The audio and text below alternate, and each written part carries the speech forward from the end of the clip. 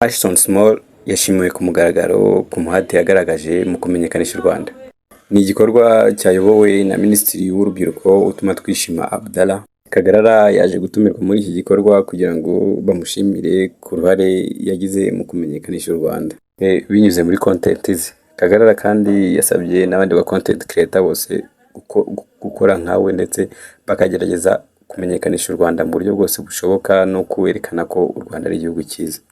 Minisita yavuze ko Kagarara cyangwa se Ashton Small yakoresheje imbaraga nyinshi kugira ngo azane Ashton Hall mu Rwanda. Ni ibintu mwagiye mubona.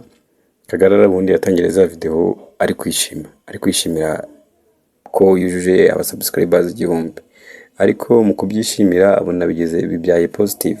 Kwa kundi ubona ikintu cyawe kibyaye positive ugahita uvuga ati noneho kino kintu nshobora kugikomeza. Kagarara agikomeza bigeraho Ashton Hall abikunze, amajije kubikunda nubwo bagiye bagahurira muri Ghana, ariko Kagarara yakomeje kugenda amubwira u Rwanda. Kagarara yakomeje kugenda amwibutsa ko nubwo bari muri Ghana cyangwa se nubwo bari mu bindi bihugu bari kuzenguruka Afurika, ariko hari igihugu bita u Rwanda, kandi icyo gihugu nicyo Kagarara avuka.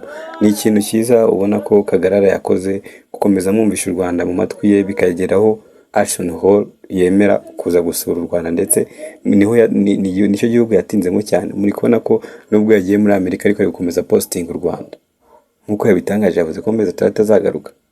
Imirimo y'Imana yakomeje kwigaragaza na nyuma y'umunsi umwe Ashton Hall avuye mu Rwanda. Kagarara yasigaye ari umuntu munini cyane kuko yatumiwe mu birori bikomeye cyane, kandi atumirwa nk'umwami, ntabwo yatumiwe nk'umuntu uraho usuzuguritse, kuko bamuhaye miliyoni 5 zo kumushimira, ndetse hari n'ibindi bigiye byinshi inyuma batashatse guhita batangaza, ariko bamuhaye miliyoni 5 z'agashimwe ko kuba yarabashije kuzana Ashton Hall mu Rwanda. Kuri iyi nshuro Minisita Utuma Twishima yamusabye ko yakomeza gushyiramo imbaraga kugira ngo akomeze kumenyekanisha u Rwanda, kuko uyamaje kuba umusitari. Ubu niwe muntu uri kurebwa cyane mu Rwanda, niwe uri gukora ibikorwa bikarebwa n'abantu bashaka kugira icyo bagira, bagomba kumwegereza. Inzira zose Kagarara yagiye anyuramo, kuva muri Ghana ukazamuka ukagera muri Cameroon, ugakomeza muri Nigeria ndetse no muri Benin mpaka ugeze Kigali. U Rwanda nta na rimwe rwigeze rucika Kagarara rutanyuze mu kanwa ke aruvuga arutaga ibigwi, dore ko yavuze ko u Rwanda ngo ruri mu bihugu bifite isuku ku isi cyangwa se muri Afurika. Ashton Hall yabanje kutabyemera, avuga ati oya, ntabwo ibyo bintu bishoboka, ntabwo numva ko u Rwanda rushobora kuba ruri mu bihugu bisukuye cyangwa se bifite isuku ku isi. Ariko ubwo Ashton Hall yageraga mu Rwanda yarabyiboneye n'amaso ye, ndetse ahita anabitangaza, aravuga ngo uru Rwanda cyangwa se Kigali ifite isuku, irakeye kurusha Miami ntuyemo. Kagarara yakoze ibintu byiza, ndetse na leta yabibonye iramushimira.